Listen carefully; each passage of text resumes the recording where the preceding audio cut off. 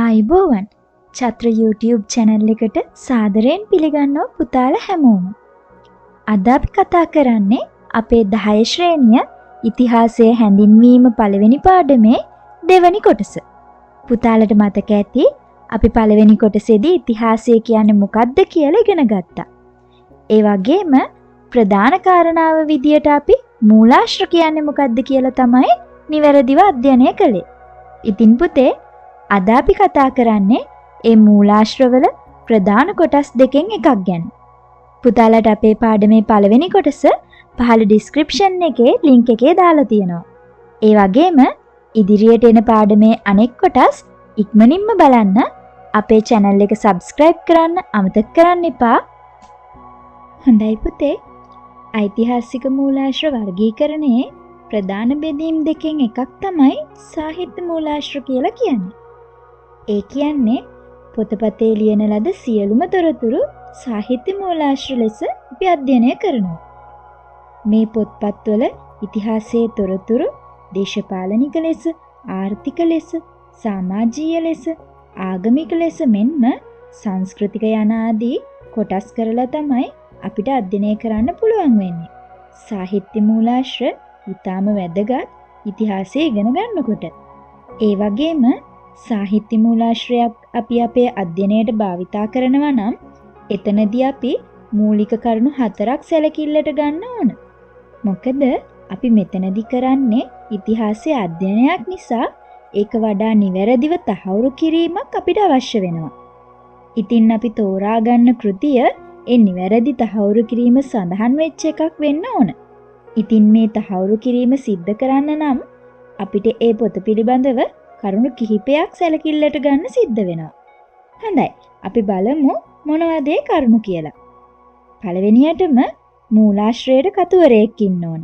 ඒ කියන්නේ මේ පොත ලියපු කෙනෙක් ඉන්න ඕන. දෙවෙනියට මූලාශ්‍රයේ ලියවුණු යුගයක් තියෙන්න ඕන. කුමන කාලයකට මේ පොත අයිතිද කියලා අපි දැනගෙන ඉන්නම ඕන. මොකද ඒ හරහා තමයි පොතේ අන්තර්ගත සිද්ධීන් ඒහා සමකාලීනද නැද්ද කියලා තහවුරු වෙන්නේ. තුන්වෙනියට කතුවරයාගේ අරමුණ. මේක ගොඩක් වැදගත්. මොකද පොතකට අරමුණක් තිබ්බේ නැත්නම් ඒ පොතේ තියෙන කරුණු පිළිබඳව යම්කිසි ගැටලුවක් සැකයක් ඇති වෙන්න පුළුවන්.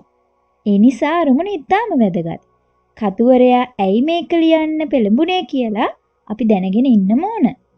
හතරවෙනියට මූලාශ්‍රයට තොරතුරු සපයගත් ආකාරය. ඒ කියන්නේ අපි තෝරගන්න සාහිත්‍ය මූලාශ්‍රයට කතුවරයා කරුණු කොහොමද හොයාගත්තේ කියන එක. එයා සෙල්ලිපි අවිලේඛන වගේ දේවල් භාවිතා කළාද? එහෙමත් නැත්නම් එයා වෙනත් මූලාශ්‍රයක් සාහිත්‍යමය වශයෙන් භාවිතා කරාද? එහෙමත් නැත්නම් එයා වෙනත් ඇසුපිරු තැන්වලින් මේවා හොයාගත්තද කියන එක තමයි මෙතන අදහස් වෙන්නේ. ඉතින් මේ කරුණු 4 ඊටාම වැදගත් සාහිත්‍ය මූලාශ්‍රයක් අධ්‍යයනය කරන්න. මොකද මේ කරුණු 4 හරහා ඒ සාහිත්‍ය මූලාශ්‍රයේ විශ්වසනීයත්වය ගොඩනගෙනවා. ඒ වගේම තහවුරු කරගත්ත තොරතුරු අපිට අධ්‍යයනය කරන්න පුළුවන්කම ලැබෙනවා. හොඳයි. ඉතින් අපි මේ විදිහට කරුණු සැලකිල්ලට අරගෙන තමයි සාහිත්‍ය මූලාශ්‍රයක් තෝරගන්නේ. සාහිත්‍ය මූලාශ්‍ර ප්‍රධාන ආකාර දෙකක් විදිහට අපිට ගන්න පුළුවන්. ඒ තමයි දේශීය සාහිත්‍ය මූලාශ්‍ර සහ විදේශීය සාහිත්‍ය මූලාශ්‍ර. ඉතින් අපි මුලින්ම බලමු දේශීය සාහිත්‍ය මූලාශ්‍රයක් කියන්නේ මොකක්ද කියලා. දේශීය සාහිත්‍ය මූලාශ්‍රයක් කියන්නේ දේශීය කතුවරුන් විසින් මෙරට ඉතිහාසය පිළිබඳව ලියා ඇති තොරතුරු අන්තර්ගත කෘතිවලට. මේ දේශීය සාහිත්‍ය මූලාශ්‍රවල පුංචි විශේෂත්වයක් තියෙනවා. ඒ තමයි මේවා බොහෝමයක් ලියලා තියෙන්නේ භික්ෂුන් වහන්සේලා. ඒ නිසාම මේ පොත්පත්වල ආගමික කරුණු වැඩි වශයෙන් දකින්නට ලැබෙනවා. හැබැයි ඉතින් ආගමික කරුණු වලට අමතරව අපිට මේ පොත්වලින් ආර්ථික, දේශපාලනික, භාෂාමය හැකියාවන් එහෙම ඉතා හොඳින් අධ්‍යයනය කරන්න පුළුවන්. ඉතින් දේශීය සාහිත්‍ය මූලාශ්‍ර කියන්නේ අතිශයින්ම වැදගත් තොරතුරු අන්තර්ගත තෝතැන්නක්. අපි දැන් බලමු දේශීය සාහිත්‍ය මූලාශ්‍ර වර්ගීකරණය ගැන. අපි මුලින්ම අවධානය යොමු කරන්නේ දීපවංශයට. දීපවංශය කියලා කියන්නේ දැනට භාවිතයේ තියෙන පැරණිම දේශීය සාහිත්‍ය මූලාශ්‍රය. මේක ක්‍රිස්තු වර්ෂ 4 වෙනි සියවසේදී, ඒ කියන්නේ අනුරාධපුර යුගයේ මුල් භාගයේදී වගේ තමයි රචනා වෙලා තියෙන්නේ. හැබැයි ඉතින් නිශ්චිත කතුවරයෙක් නම් අපිට මේකට දකින්න ලැබෙන්නේ නැහැ.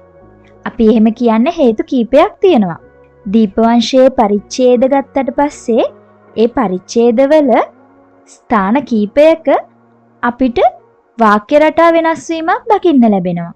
පරිච්ඡේදයෙන් පරිච්ඡේදයට නැවත නැවත ලියලා තියෙනවා. එකම කරුණ නැවත නැවත පුනරුද්දෝෂ විදියට දකින්න ලැබෙන එක මේ පොතේ තියෙන අධ්‍යයන පහසුව අපිට වෙනසක් කරනවා.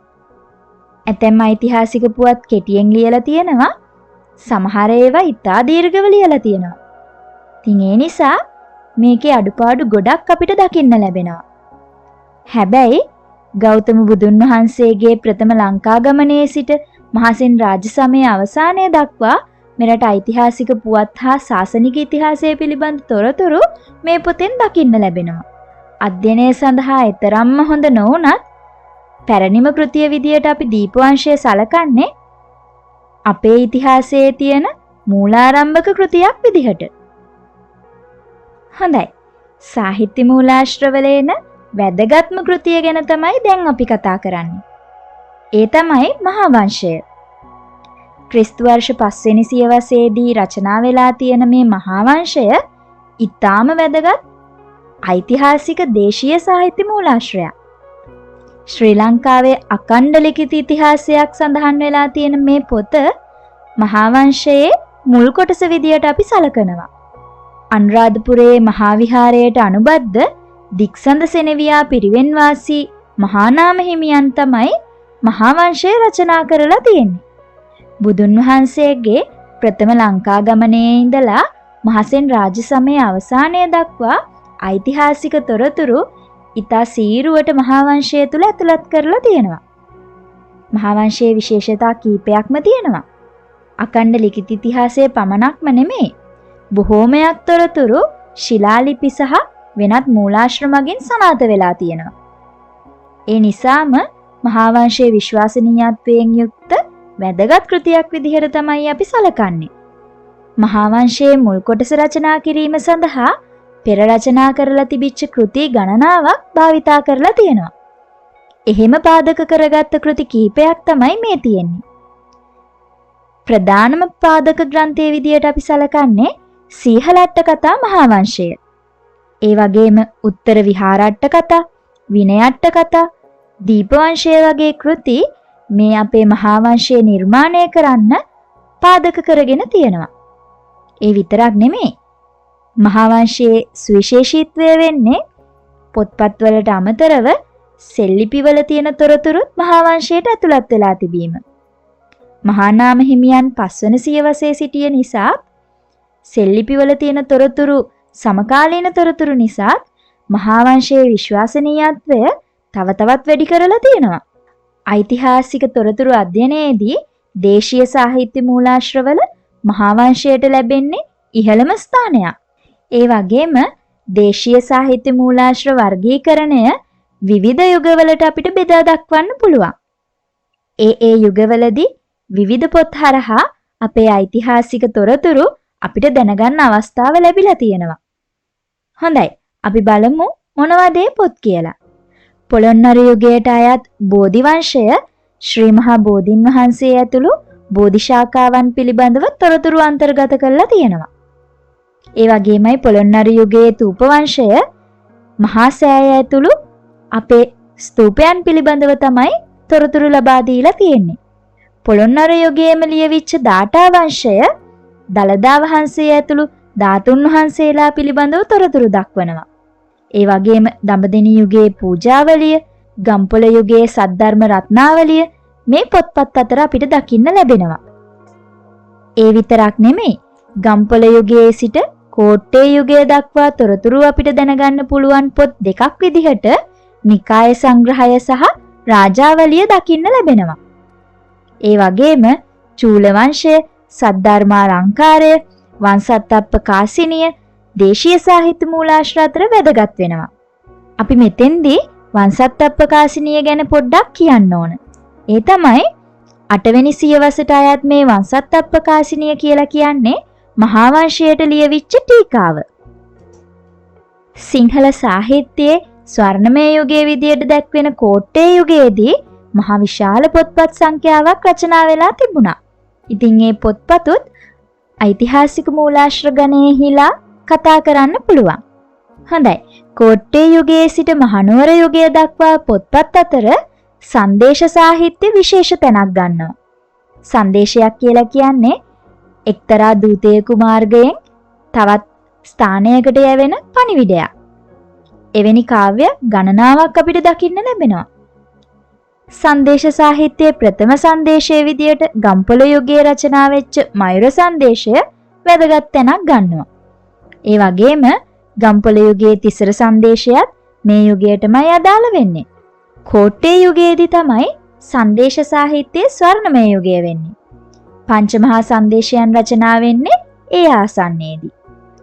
සැලලිහිණි සංදේශය, හංස සංදේශය, ගිරා සංදේශය, පරවි සංදේශය, කෝල් සංදේශය විදිහට මේ පංචමහා සංදේශ කෝට්ටේ යුගයේ ඓතිහාසික මූලාශ්‍රයක් විදිහට අපිට භාවිතා කරන්න පුළුවන්.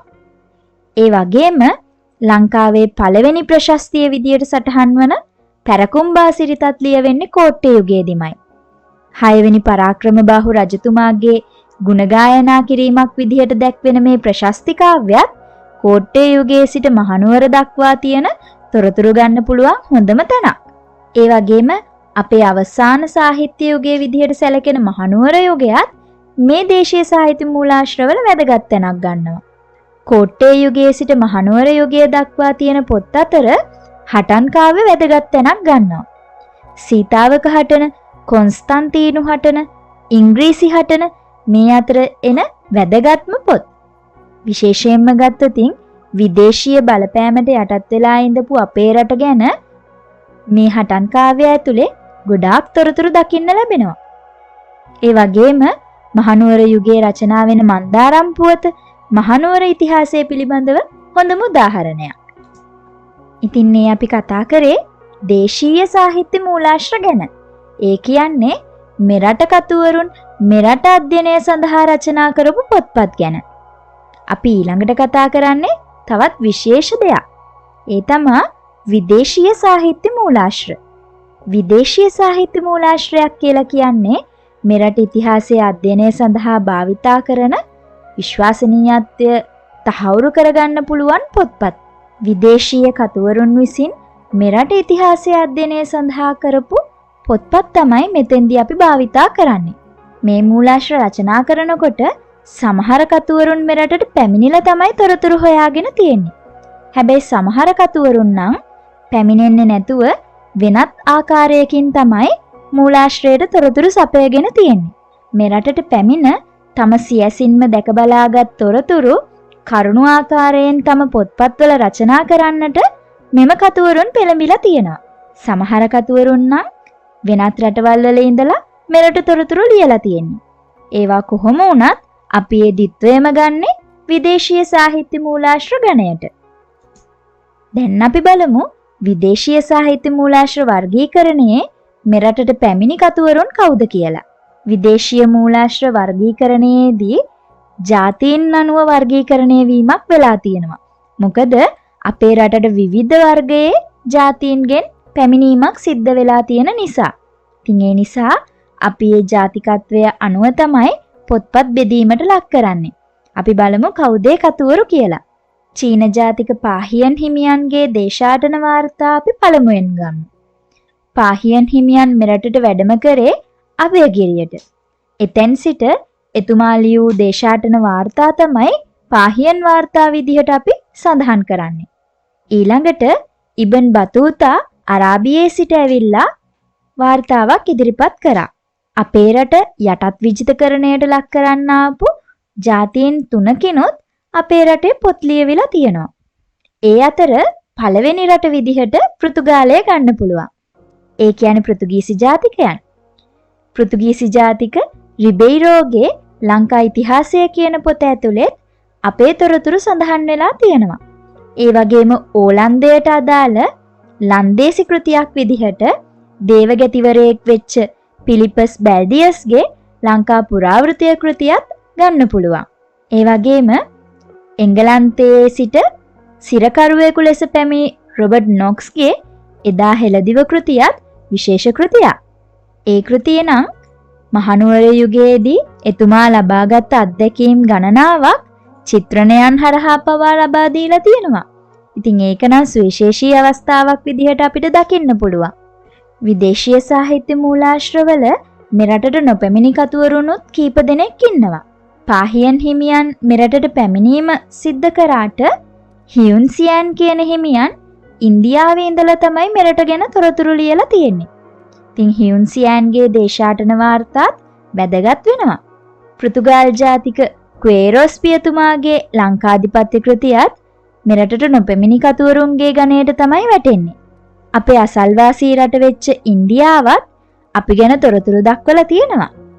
දකුණු ඉන්දීය කෘති වෙච්ච සිලප්පදිකාරම්, මණිමේකලයි, පදීර්පත්තු වගේ කෘතිත්, උතුරු ඉන්දීය දිව්‍යාවදානය, කෞටිල්‍යගේ අර්ථශාස්ත්‍රය වගේ කෘතිත් මේකෙදී අපිට භාවිතා කරන්න පුළුවන්. කෞටිල්‍ය කියන්නේ නම් අශෝක අධිරාජ්‍ය. එහෙමත් නැත්නම් අපි හැමෝම දන්න ධර්මාශෝක රජතුමාගේ ප්‍රධාන පුරෝහිතවරයා. ඉතින් එතුමා අතින් ලියවිච්ච අර්ථශාස්ත්‍රයේ කෘතියේ අනිවාර්යයෙන්ම අපේ දේවානම්පියතිස්ස රාජසමය ගැන තොරතුරු තියෙන්නම ඇති.